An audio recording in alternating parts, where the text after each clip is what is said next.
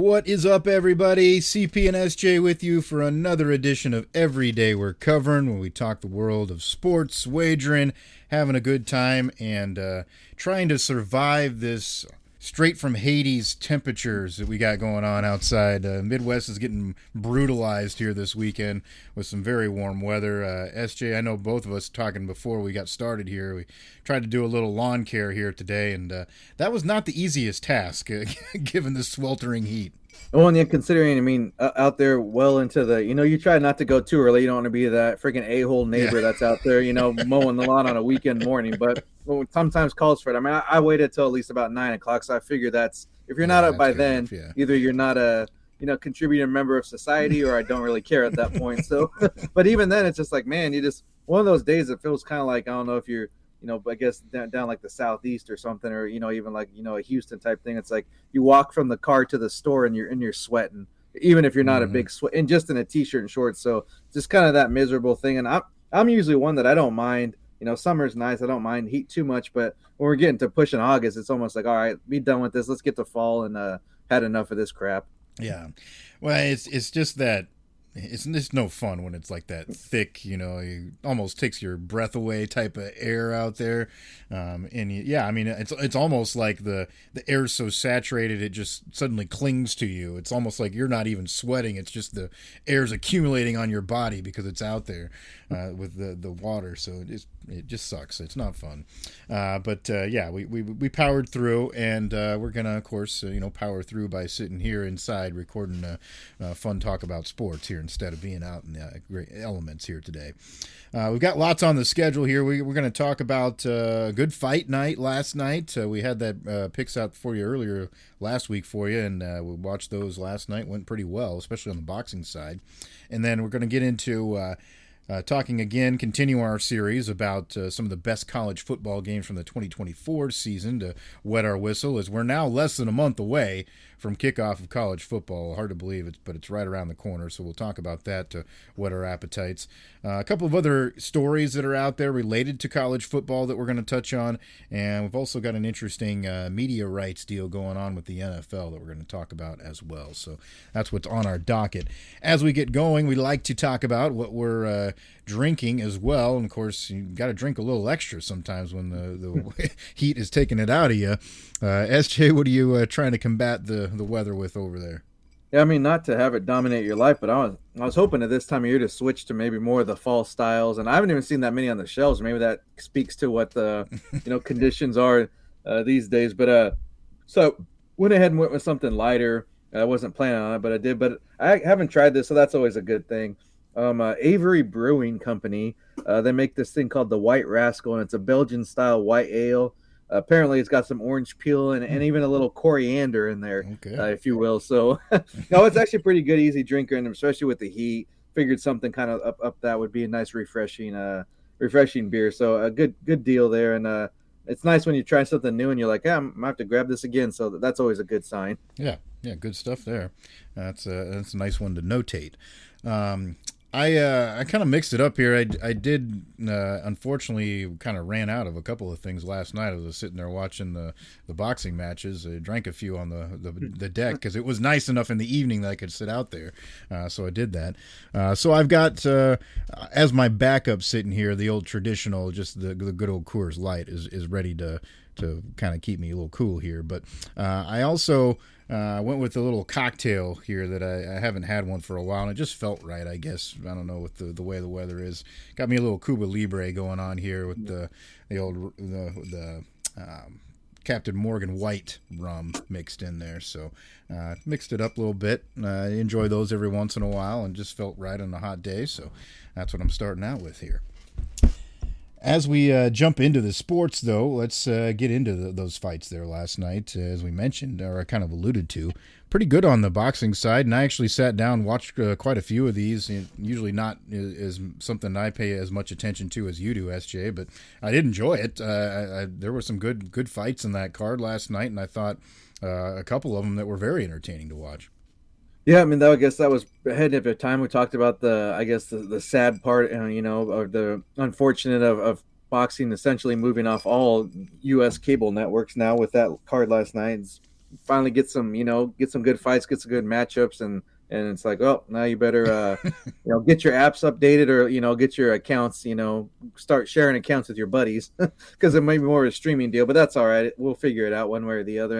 And the Netflix deal, like we mentioned, that might be a boost, because who doesn't have? I mean, who that you talk to doesn't have Netflix? Yeah, So most people, yeah. you're already be in the mix there for a lot of the big fights, especially one coming up here in September. So that'll be good. But as far as the fights went, UFC was a little bit of a rougher haul, but we weren't too far off, honestly. The first one was just like, who knew what was going to happen? I went with the fight matching up Tabitha Ricci and Amanda Ribas. Like, so we talked going in, Ricci was the underdog, but her last 5 fights, it's decision, and of course she goes ahead and gets the knockout.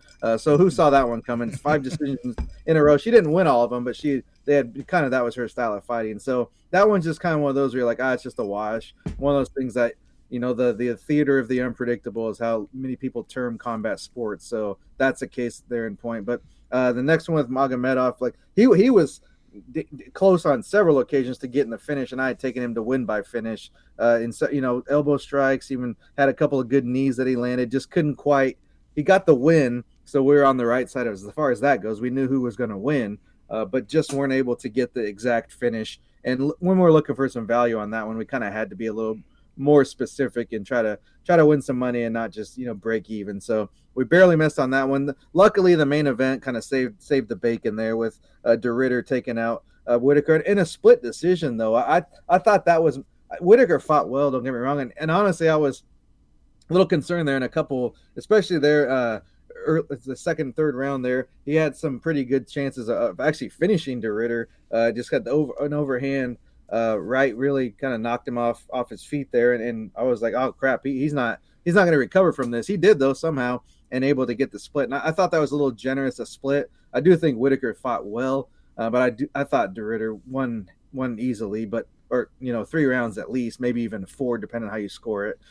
Not counting the knockdown even within there, but either way, did get the win. So that kind of saved the day a little bit, because that was our. Even with the props and the exact outcomes, that was still the longest shot, if you will. It wasn't a super long shot, but the longest shot we had in that parlay. So, but boxing, we was spot on there. Hit them all. We had would have hit even bigger, but for some reason in that Milan and Vargas fight, they wouldn't. And then we know why, because it lasted all of about 30 seconds. But we really wanted to pick that KO win, or just to finish, and I wasn't even going to go around. I just straight up give me the knockout, because that's been kind of his thing, and I know he still needs to kind of work his way up as far as competition goes, but you can only beat the guys in front of you on that particular day, and he's still 14, 15 so fights in. He's still young in his career, so I don't mind the slow gradual uptick in competition, and it was kind of set up for him. He looked like an older guy, hadn't fought in the U.S. before. This is his first fight, his opponent at least, so that kind of favored him as well, but got the knockout real quick there, but had to end up taking him just straight up money line, which was basically no value, donating money essentially. But that was all that was on the board. But the good news is we paired it with the Carrington fight going over 4.5, which that went all the way to a decision, which I was very close to picking Carrington to win by decision, but I was just a little uneasy considering both guys actually had a pretty good KO rate as far as ending fights within the distance. So that kind of made a little leery. Did go the distance, so we're still okay there, because once it was over 4.5, basically it was all gravy after that. Excuse me. And then in the main event, we had that one exactly. Zayas by decision. To me, there was a couple chances where he kind of could have put it on him, and I thought he was. It just for some reason, and we talked about it into the build up and the lead up or whatever, the preview, is that that finishing instinct either isn't there, or he just doesn't have the capabilities to do it. And that's why I was leaning on the decision, and they end up doing that. Still a quality win. He has a belt now, and not taken away from anything, but I think he does maybe find something different, or strategies need to be tweaked a little bit. He's not far off, obviously. If you're undefeated and you're a champion, you can't complain too much, but I think to get to that where it's almost kind of propping him up to be like one of the next great guys, I don't think he's quite there yet, but he definitely has some tools to work with and could be there, in the next couple years. Yeah, and good to have that success, obviously, and to be able to bring home a little bit of cash on getting those things done. I did write your coattails a little bit too. I ended up having to leave off that Vargas fight because I couldn't find it Yeah. just wasn't available by the time I was looking at it, which is also odd too. We might touch on that here in a second, but I ended up going with the over on the Carrington fight, and then also the Zayas decision. Put those together and made a little scratch. So yeah, it was fun. Both of those guys are fun to watch, and you can tell. I think that both have a lot more potential than maybe they even showed. Like you kind of alluded to there with Zayas, obviously very young guy. I mean, what youngest to hold that belt at this point? So that's impressive in itself. But you can tell he's got some of the feet to be able to move around a little bit. But they talked about maybe moments where he's focused on the offense, leaves the hand down a little bit on the defensive side, leaves himself open just once in a while, and maybe misses here and there on those big opportunities, like you said, to maybe look for more of a finished knockout style. But he definitely has some tools there, and he is fun to watch with the energy that he has. And I guess that was what I was most impressed with him, was he kind of kept that up for the most part throughout the fight. There wasn't really much of a letdown as far as looking tired, as he went through it. Well, and you could even tell. I mean, both sides honestly credit him for this. It was an action fight as much as it was maybe missing some of the I guess the finishing, the exclamation point might have been out of it, but they were back and forth, and even the opponent. He's a little, I mean, you want to call him awkward, sloppy, unorthodox, whatever. So that does, I mean, I'll give Zayas a little bit on that too. That makes it a little tougher to sometimes, because it's not necessarily like a technical, that you're expecting a punch to come from this direction and in this manner, and it's like a looping shot or off balance or whatever. So that does factor in as well too. But I mean, but I'm pretty much, dang near from maybe the third or fourth undercard down up to the main event was all. I mean, you could find some entertainment aspect of it. Maybe they weren't the best, most cleanest. It wasn't like, oh, this is pure boxing in its purest form. But it was still fun to watch. And then that was, I guess, if you want to go, have to go out on the last show, that they did a decent job there and had a pretty good crowd. I know it wasn't the big arena, but I think that's been some smart moves that they've made, at least on Top Ranks, is doing the hometown type guy thing, where you're going to put him in front of where it's going to be a packed arena, and people are going to be behind him and kind of get that atmosphere going. Because I mean, that's what you need in these types of sports. Is you're not just going to you go to Vegas and it's like 17 different shows on this one block, and then there's 50 other concerts on this block, and there's so it's like you got to find your spot where you're going to be kind of the talk of the town, at least for a night or two. Yeah. And you mentioned earlier it was that Polanco Randall fight. I thought was really good too. That was one that went the distance also. And with Carrington, same deal. He's got the feet to be able to move around, and you can tell that he can maybe do some more, and definitely had a lot more skill than his opponent there in Heita in that matchup. And they kind of pointed that out at different points and made you understand why. I guess that's what's nice about it too. I did appreciate the crew that was doing the call as well, because it wasn't always, I mean, yeah, it's easy sometimes to get sucked into the narratives and like lean one way, with it, especially when the crowd's on that side of it. But they do a decent job too of pointing out, the reasons why they think that. Here's this example of, why I don't think this guy's moving right, or why I don't think he's taking the chance or keeping the right distance between him and his opponent. Those, things that maybe the average Joe that doesn't watch it very often needs to understand. And I felt like they did a pretty good job of that. Well, and then when you mentioned, I talked about the hometown thing too. It's like a lot of times, if he's throwing a punch, no matter what, if that's their guy, the home crowd's going crazy. Yeah. So, it's that can influence, judging in some instances. But as far as like taking something away that's like concrete, you do kind of block that out sometimes. And even in the past with certain networks and things, sometimes the announcers you got to turn down a little bit because they might have too strong of a relationship or liking with one fighter. But yeah, I mean, good night to finish on, and hopefully you get some news here soon of where we'll be able to kind of continue to watch these fighters grow, because it's not like Top Rank's not going anywhere, that promotion. It's just a matter of finding someone to do business with. And partner. honestly, like DAZN's probably like they've been doing pretty good about distributing things on a regular basis. I mentioned the Netflix deal, but that's more of like one-offs.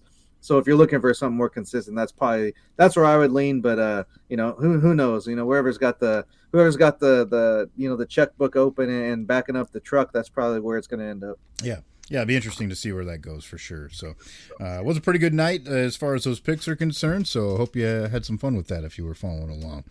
As we continue on here, going to move into our segment we've been rolling with here for the last few weeks as far as getting you amped up for some college football, which we mentioned less than a month away now. So we're really getting into the heat of it. Camps have opened up, guys have been in practice now for a few days. So you start to see that news cycle pick up no matter where you are watching, following your team. So that's always fun. And we're getting to that point. We're going to start talking about the actual gameplay here very soon. But we've been touching on what we thought were some of the best games of the previous season. We've had a pretty good list going for you here so far. And I think we've probably got another couple good entries here for you. These may be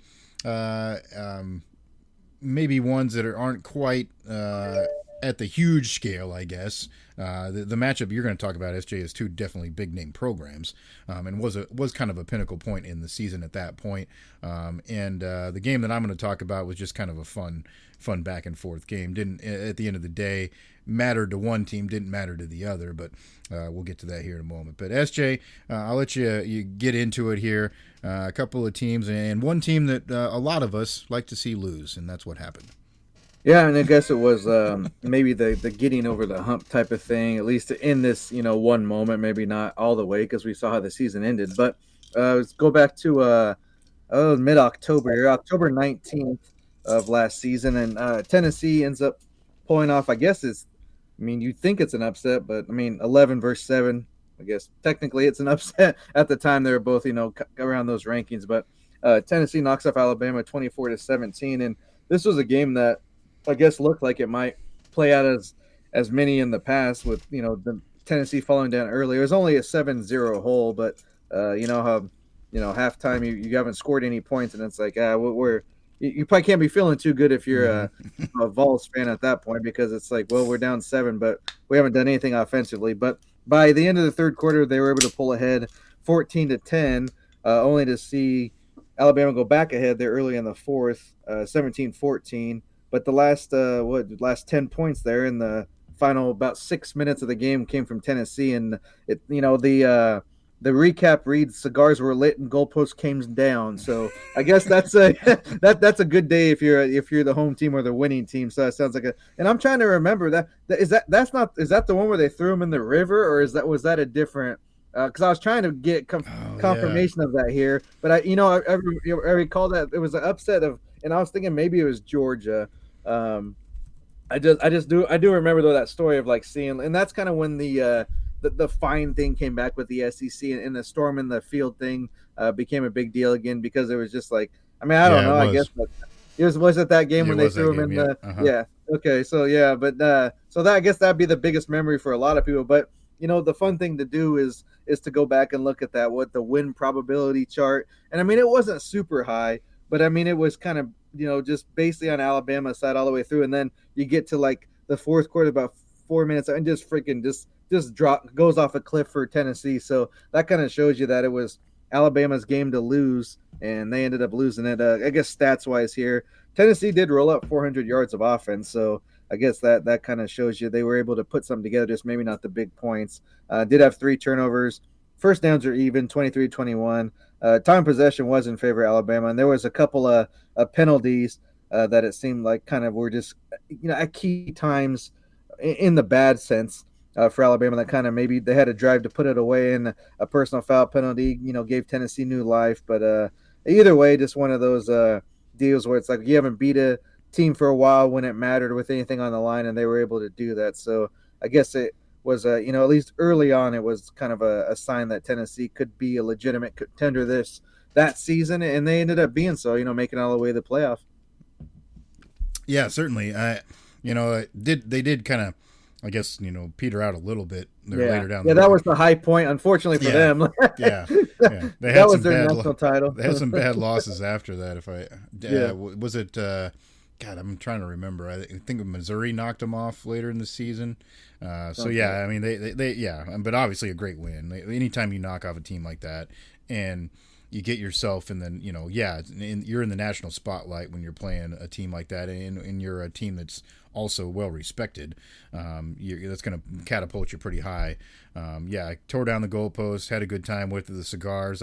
I believe, if I remember right, that was the Peyton Manning was lighting up his cigar too. It's kind of filter into the talk of it. Good stuff there for the Vols. That was a good victory. And it did kind of, unfortunately for Alabama, it kind of set a precedence of things that were going to happen to them during the season because they had a situation where there was another goalpost that traveled a long ways to go into a river after Vanderbilt knocked them off. The story on that one was the goalpost went over 3 miles down the road before they were tossed into the river. So that's a pretty cool story there too. But yeah, good win for Tennessee. That was a good football game, and put them in that conversation, 100%, no doubt. They end up getting themselves at least an opportunity at the end of the season to be in the mix, to talk to one of the best teams in college football. Obviously, they've had a lot more drama since then. The quarterback's no longer there, so that changes things. It was a good game for sure. Good one to mention on the list.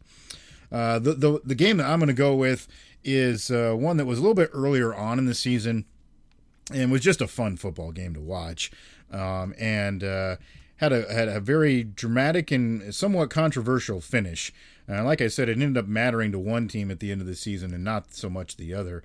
But I'm going with it was a Friday night game back on September 27th.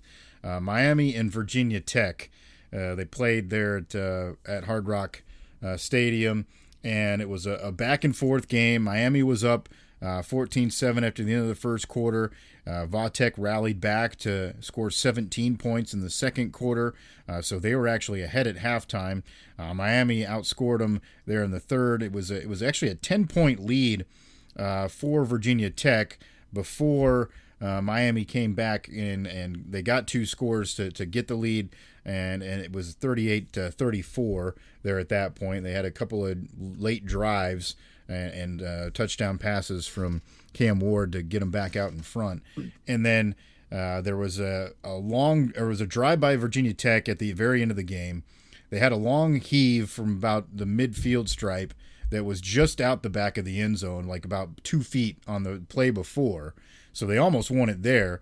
And then the very next play is the one that drew the controversy. It was heaved up in the back of the end zone. It was a pile of about 6 guys going for the football. Looked like Virginia Tech came down with it. Miami player at the end of the play ends up coming running out of the pile with the football. And the officials had signaled after they had sat there and thought about it for a while that it was a touchdown. So, Virginia Tech thinks they won the game. They're going nuts for half a second. And then they come back after the review and decide that no, the ball was taken away by the Miami defender. And Miami ultimately preserves and gets the victory and wins the game. Just one of those fun finishes where, you're the result is uncertain, so that also makes it kind of awkward and weird. They did the whole flashing light thing, with after the Miami player came running out of the pile with the ball, so everybody thinks that Miami won. Of course, the fans' reaction, and then it goes one way and then goes back the other. So it was a fun football game. That was a point where Virginia Tech was just kind of trying to salvage some sort of, we're going to get a season out of this deal, because they were already had a couple losses at that point. And of course, Miami was still undefeated at that point at 5-0. So after the game was over, and of course they had aspirations to do great things. Didn't ultimately work out for them at the end of the day. They still had a great season, but was a fun football game. It was one of those cool Friday nights where a lot of people probably had their eyeballs on it.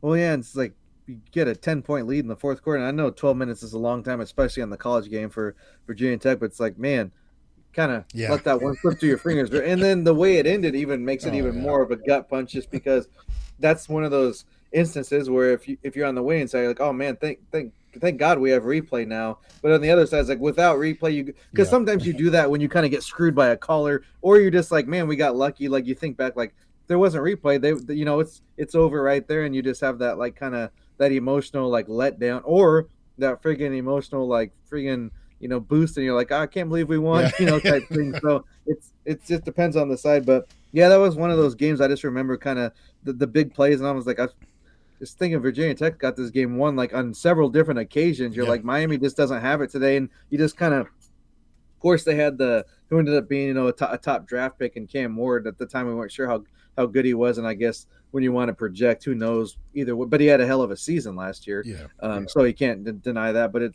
at that point, you're just like, man, they kind of paid all this money for this guy to come here, and they're going to lose to kind of the old thorn in the paw. Yeah. They've always kind of been the team that's had their number when Miami's has good seasons. Virginia Tech's kind of come up with a game to knock them off, but that wasn't to be the case because just they made the plays when they needed to. But a lot of it too is you make the plays, but in that type of situation, to me, it's like you got to have a little bit of the team kind of giving it away, and then you're able to take it after that. It's not that one was just like they played well enough to win. They just kind of choked it away or pissed it down their leg there at the end, Virginia Tech. Yeah. Sometimes you need the help from the other squad, and they got a little bit of it there for sure.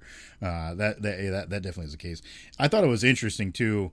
Well, and really for both teams, but especially for Miami. I mean, we talked about that so many times throughout the year when we're making our picks. Is like, Miami's flirting with disaster. It seemed like every week they were doing that, and all these games came down to the wire. Well, like the Georgia Tech game wasn't far off from that, and that was even earlier, was it not? Like that was, yeah. Or maybe either way, that played out kind of the same way, where it's like, oh, they're whatever they're gonna go over, and just some of the even the early preseason non-conference games, you're like, what are they doing here? Like it shouldn't even be this close, but guess eventually ended up catching up to them, but early on they were able to.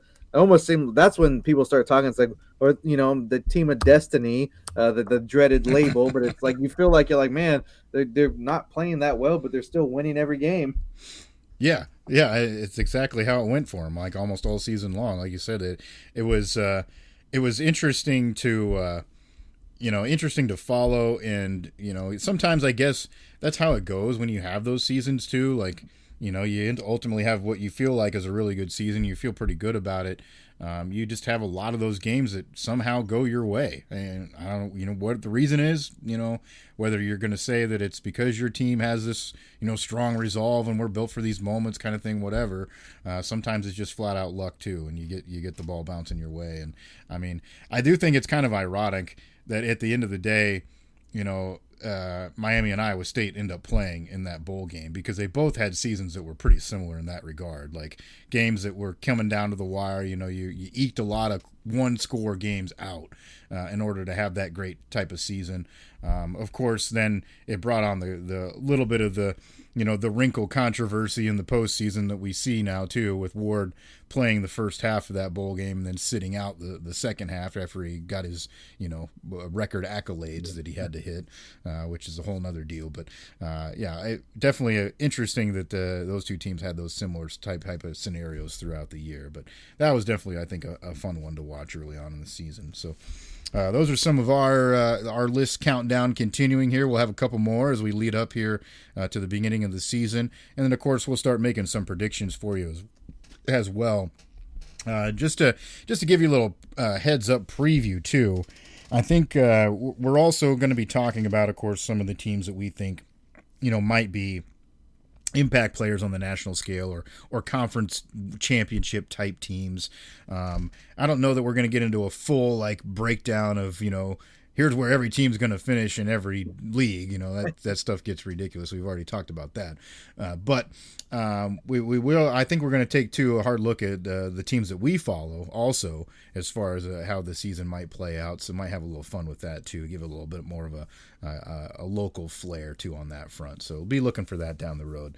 But we'll definitely have a couple more of these from last year that we're going to talk about, getting our appetite ready to go here for the 2025-26 season. Speaking of things going on in college football, there was a story that came out, and this is just kind of an interesting thing, and I think maybe it speaks a little bit to the times, I guess, of how things have changed in college football as far as players having or not having any loyalty to their programs. There was a story that came out about a player who I guess now is playing at Purdue. I didn't know that until I read again today the news story, but he he had a guy that he had played with in high school. He was a former defensive back at Memphis, but he knew the quarterback that played for UTSA and Owen McCown. So he had been kind of talking to him about, oh, hey, this is what they do, kind of sending him some play Insider info, insider info, especially on how the defense works, because that's what side of the ball he was on.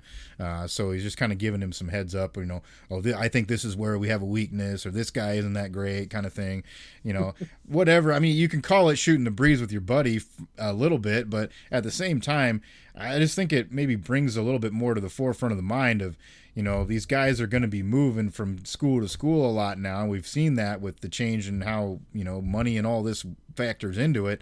Does it also bring about more of these types of situations where guys are going to, try to share information because maybe they're a little bit, butthurt about what happened to them at the other place, or, they just don't care. They want to help their friend out instead. I don't know. It kind of brings up an interesting topic.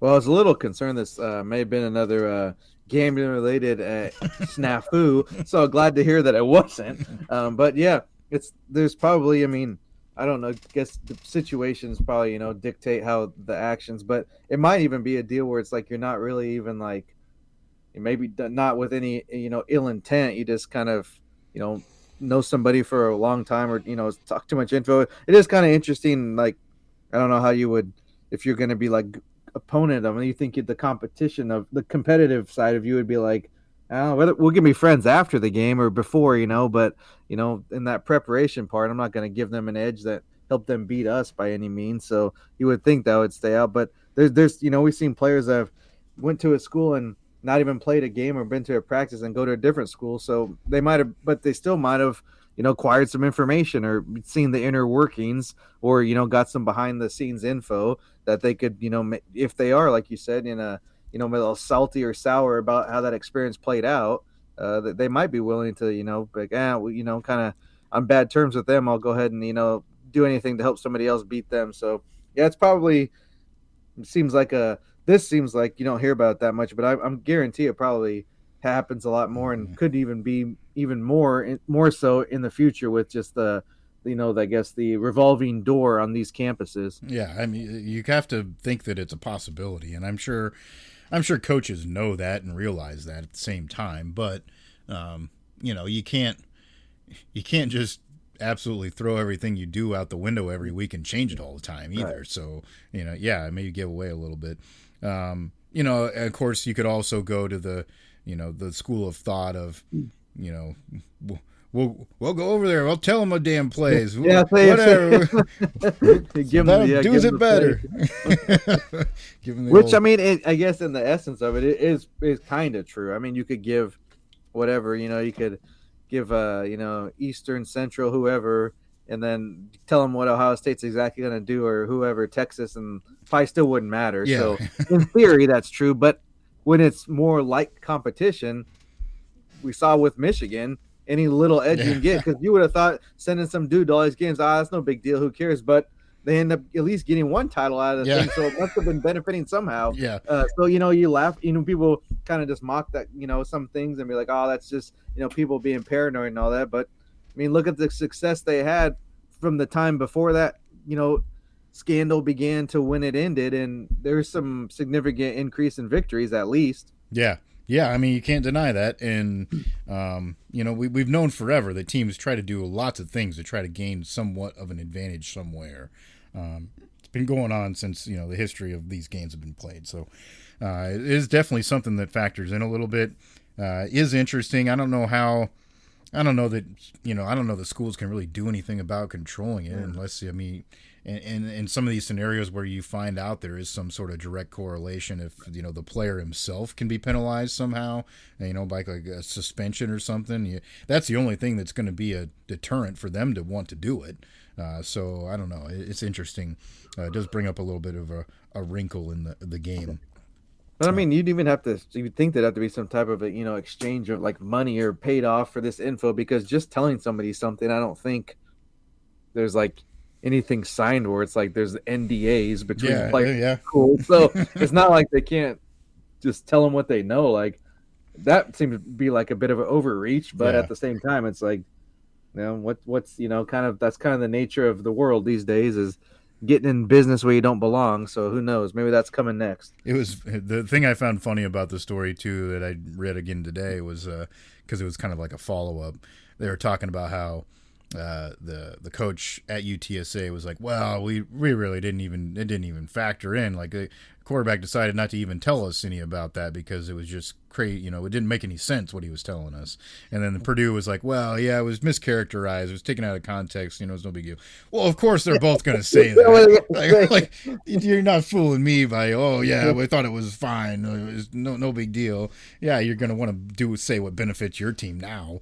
It's whatever, but it definitely is an interesting interesting little wrinkle. The other thing that started to become a little bit more prevalent, maybe is going to start to become more prevalent in the college game. We've seen it in the NFL, and now it seems to be kind of filtering down to the college world, is teams playing games in other countries. We've obviously had the whole Dublin thing the last few years. With kickoff, which the team I support is going to be playing in it this year, so I'm not going to sit here and say that I think it's the worst stupid thing in the world. But Michigan's having discussions about kicking off the 2026 football season against Western Michigan in Germany. It makes a lot of sense for two teams that are within probably 70 miles of each other to go across the world to play a game. It boggles my damn mind. The school announced that they're seeking to play at Deutsche Bank Park in Frankfurt on August 29th of next year. It'd be the first game that the Wolverines would ever have played outside of North America. Now, I guess I see the intrigue as far as schools wanting to do this a little bit because of the sell factor. It's like, oh, we're gonna go. You get to take this trip to here. You can come play for us. We're gonna go here. It's a recruiting tool, basically. The old argument, and Notre Dame did this. They're kind of maybe more the pioneers of it than anybody else. Started playing games around the country in different locations because they wanted to bring things to their widespread fan base. That they have. And sure, that maybe makes a tiny bit of sense. But again, at the same time, I think for them also it was a recruiting tool. Like, hey, kids, we're going to go play a game in Vegas. Why not come play for us? But it's definitely, now that this is kind of becoming a thing, I think people have been enough upset about the NFL situation, and now we're going to start bringing this to the college game. And to me, it doesn't seem like it's going to retract. This is only going to be a thing that grows probably if Michigan's able to pull this off. I don't know. I guess I don't know how I feel about it. I don't love the fact that games are being taken away from campuses for people to watch. I don't know if I guess agree with their business model, but the NFL, you can understand where it's like with that, their end game is like they want a team in Europe. It's pretty obvious, or at least somewhere overseas. Like that's kind of their whole purpose of, building up that interest and then going from there. But with college, I don't think Michigan's moving their campus to, Frankfurt or anything like that. Or you're not going to be in Berlin. There's not going to be a satellite, Connor Stalions video camera, 101 over there. So it just seems like, I guess maybe, you're compensated well, I'm sure. And there's probably some type of, that would be the only thing that makes sense, a financial thing. But then again, it's like, you're kind of inconveniencing your fans more than anything with the college game, because you have it's definitely more of like a regional base with most schools. Almost all schools. I know there's national brands and stuff, but as far as like your core fan base is going to be located fairly close to your campus, let alone within your state for the most part, or neighboring states at least. So yeah. I guess it's, a bit of a gimmicky thing to me still. It's like, oh, cool, we play here, whatever, do it once or maybe twice, and then that's good enough. But it doesn't seem like, unless there's like a strong connection where somehow a player or a coach happens to be like native of a certain country, and they've like I could have seen Nebraska playing a basketball game like somewhere in Japan or Asia because of Tominaga got so big. To me, that would make sense, something like that. But to have like just randomly doesn't make sense. Like, if you have a player that's like from overseas or from a certain country, or you have like a big, fall, I'm sure there got to be, with, the military installations and that type of thing, there's fans of teams like everywhere just because of that. But as far as like being like, your random guy living over there, just like interest in American football, I don't think it's really all that high, no matter what the schools, and especially the NFL is trying to sell you. Like they have the money to take this chance in the pro leagues, and they can pretty much do whatever they want. People are still going to watch, but I don't just like you said. It seems really really strange for teams that are like within a very short drive of each other to fly overseas to play a game that's going to be. It's not like you're getting good games either. Even with the NFL, they're giving them like Jacksonville and freaking Tennessee Titans, and like I mean for the most part you're not getting like great matchups. So and in the time change you got to watch at 8-9 in the morning. I know college has done better of being like playing like at night there, so it's local here 11 a.m. or so, but that factors in too. So I just don't. I mean, whatever do it. It's not like it's gonna. Fans don't really matter in the big scheme of things when it comes to these suits in the boardroom. But as far as like if it was my team, I prefer just like 11 a.m. is fine for college, but the NFL deal I wouldn't necessarily care for that because you're playing pretty early just to fit in that window that they have available. Yeah. That's where I think it. If we can if this stays on like a small scale, like I get the season opening thing, like where all eyes are on one game, so to speak. If that's what we're keeping it to, fine. But if we're going to be doing like 4 or 5 of these things, over like that's just ridiculous, and it's going to lose its interest. Like, I get that there's probably people over there that like just the sheer intrigue factor alone are like, oh, I'll go to this game because it's American football. I don't know what the hell this is. Like, it'd be fun to go watch it. It's a different event. They will want to do that. They got booze, they're in. Yeah, exactly. Yeah, serving steins. But I mean, it would make more sense. Like, why don't they go play up in Canada? Yeah, to me that would actually make sense because you could bus over there, and it's also they've had they have the CFL is still a pretty big deal. I know it's not televised widely here, but it's still pretty popular, and a lot of college athletes end up there that want to keep playing that don't necessarily have the NFL talent or ability, or just don't make it for whatever reason. So to me, that would actually make sense. Go play like in Toronto or something, or somewhere like that where you're not that far off, anyways. Yeah, that totally makes sense. The other thing too that I do, you already kind of mentioned it with the where these teams are located. That this particular game we're talking about, and that's the other thing that I don't like about what my team's doing this year too. Like, I get it. This is actually a decent game that people are getting to watch. Iowa State, Kansas State. It's a good matchup, but it's also a rivalry that people love to go to. So why the hell are we moving it over there? I would look at it too of like it's a pretty tough game to open the season with, and then you factor in that you're traveling thousands of miles and your body clock and all that stuff. It just, to me, that makes it almost. I mean, it's the same for both teams, so it's an advantage. But still, it's like if you want to open up with that, I guess Western Michigan, that at least the opponent's understandable. Yeah. To open up with like a conference game that could have like pretty serious implications for later in the season doesn't seem like the ideal game to play out of the country. No. Well, and in that scenario specifically, like especially, it's a game that usually is played at the end of the year, not the first game of the year. So that even more so like crazy. But the other thing I hate about it for fans in general is when you're taking away a game that people probably paid for in their season tickets, and we don't get refunds for the year that they have one less game. They don't do that. So I did see, and I don't know if I don't think we touched on this at all, but I did see this story recently too, and I just thought of it because I had read it. There's a gal out in San Diego that is suing the NFL because they marketed their season tickets with the Chiefs on the schedule, and now they're playing that game in Brazil. And I 100% agree with her. Like, that should be a thing. Like, they should have immediately offered all those people either that game refund or you can back out of your season tickets with no penalty kind of thing, because that's ridiculous. If you're telling people this is what they're going to get and then that's not what they're going to get, I don't know how that's not false advertising, and that's what they're claiming. So that's to me the gut punch to the fan. Yeah, and that's kind of what I was alluding to, and I'm glad you brought that up because I did see that headline as well. It's like the fans don't really matter when it comes down to it, unfortunately. It's on much they should, but they don't when it comes to the financial side of the game. But yeah, I mean, I think you don't want to have to go to that route probably, and maybe, because it seems like it's died off a little, but I can remember, just it was like a sue happy country so much, like sue over everything. It got to the point where people just kind of, even when it was like a legitimate lawsuit, kind of just they blew it off like, just somebody suing it. But in this case, I think probably if you, at least as long as you have a decent legal team or lawyer behind you, you probably have a legitimate gripe, and at least you're going to get a refund or some type of financial, because that should be an option. They either be like, well, you can, buy a ticket to this game, and that's how much it costs, and, travel over there, or you can just pay for whatever 7 games instead of 8. Yeah. I don't see how that's not a big ask. I mean, it doesn't seem like you should be able to pay for the games you attend. That's kind of the whole point of the season ticket deal. Yeah.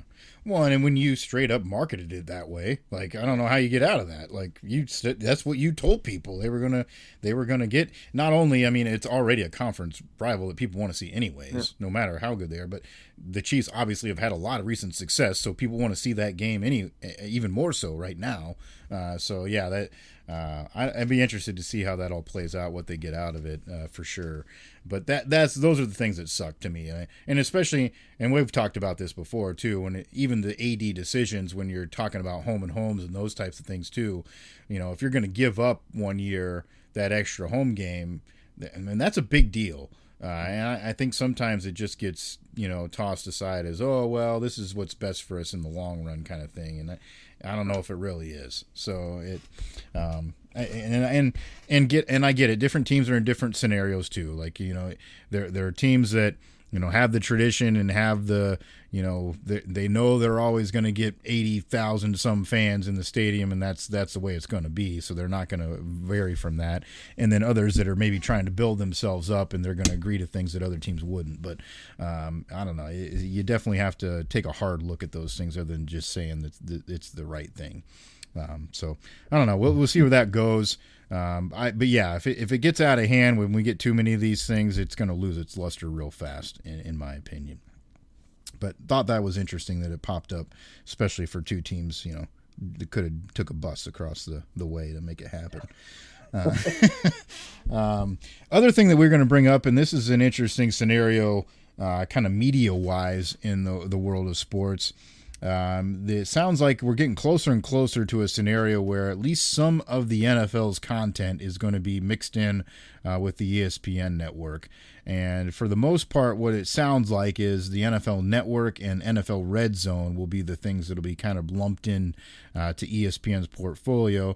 But it's more so of the NFL buying in a piece of that to make that happen. Kind of a little bit of a trade. We're gonna buy this share. We're still gonna kind of own some of the content, but you're gonna help us, distribute it and create it. So I guess in some worlds they probably see it as a win-win on both sides. ESPN's looking desperately to try to find as many things as they can plug into their folder of stuff that they can give to people, because they're more and more pointed to having the app coming out soon, where that's their specific, delivery method, is the streaming platform where you're going to have a subscription.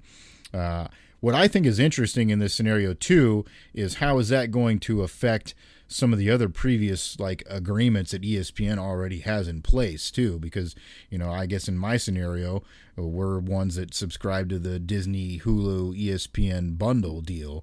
Now, are you going to try to make me pay more because you added some NFL content into your ESPN thing? That's going to piss off people that just want to watch Cinderella.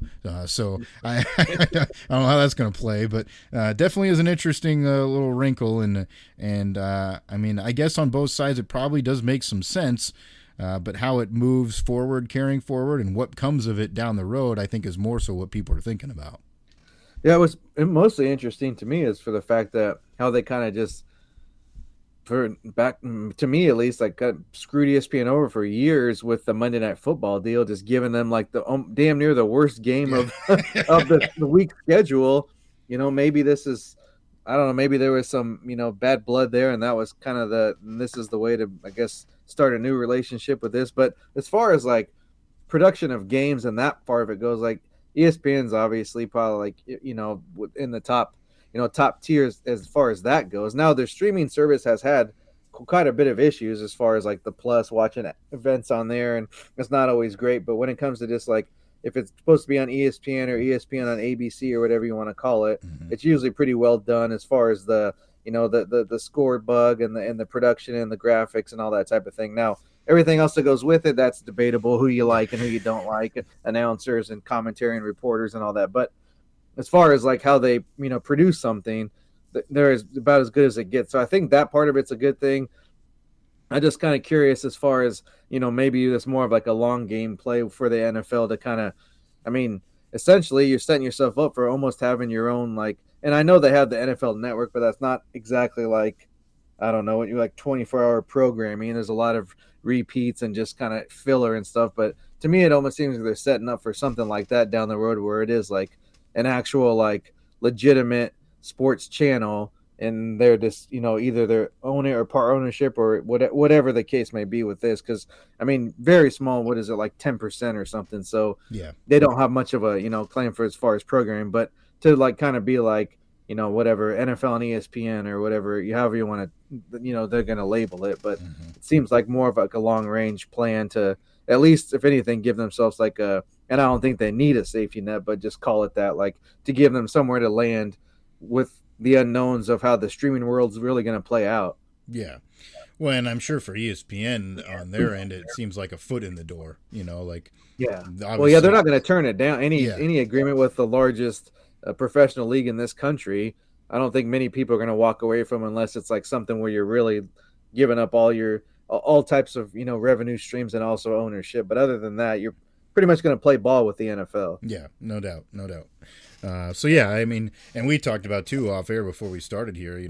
Maybe that's a home down the road too for the whole Sunday ticket thing, which has always been controversial as well. Which right now is on YouTube TV. But yeah, you got to imagine once that deal is up, it might be some discussions on this front. Well, and you got, bad thing is just, if anything, it's only going to. I mean, everything's the case too, but that's that you need a bank loan for that Sunday ticket deal, so that's not going to change. That's the unfortunate side. People, if you get excited about these things, and it's good or bad, but consumer wise, none of these announcements are usually good. Yeah, yeah, yeah. As far as what you're going to pay for it, no, not a good scenario. Well, and especially, I guess the thing that may be a little bit of a downfall deterrent is if you are a sports fan and you're not an NFL guy. Yeah. That's not a good thing for you because, no doubt, there's going to be some way that cost is going to be passed down to you in some fashion, and or expect you to pay more for that service. So that is a downfall for sure. I don't know. We'll keep an eye on how this plays out, what the official announcement comes to be once they finally get the deal officially done, because they're still kind of in negotiations, so to speak. But yeah, definitely where there's smoke there's fire. They're going to come to some sort of conclusion here and have some NFL media on that ESPN platform, which ESPN obviously is making a big change in their whole world as well. It was announced a long time ago that they're going to go to the subscription based model and away from linear TV, which obviously the world has gone that direction anyways, but seems like it would be something that they would really want to happen to kind of boost that profile a little bit when you're trying to ask people to pay more for a subscription to get your service.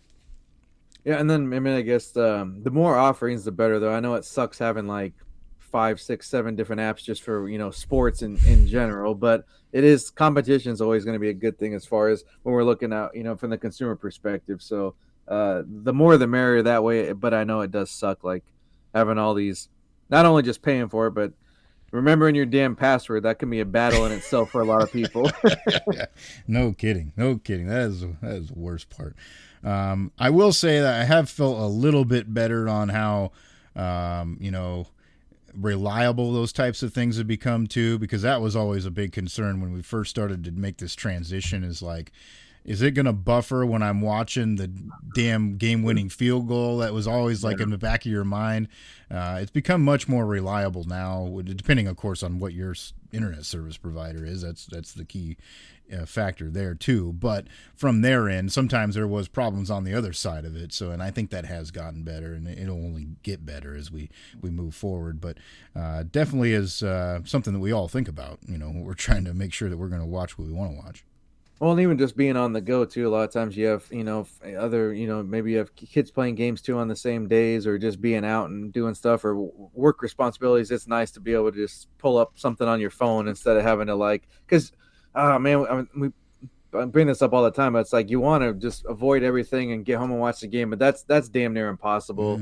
Whether it's even if you stay off social media, you get a text or put your phone on do not disturb, and then somebody that knows you're a fan of this team opens their mouth when they see you at the game. I'm like, bro, like I was gonna watch it later. Like just shut up. Like, so unless you want to, so it's basically unavoidable. So it's nice having the apps on the phones where you can just watch wherever you're at, or at least listen to whatever. And I know radio is still a thing, so if that's possible, support your local radio affiliates too. But I know that's not always an option, but if it is, that's a good route to go as well. Yeah, for sure. That I think that's always going to have a little bit of its place too. So it's a different world than we've lived in when we grew up, for sure. And it is nice to have that availability and those options out there.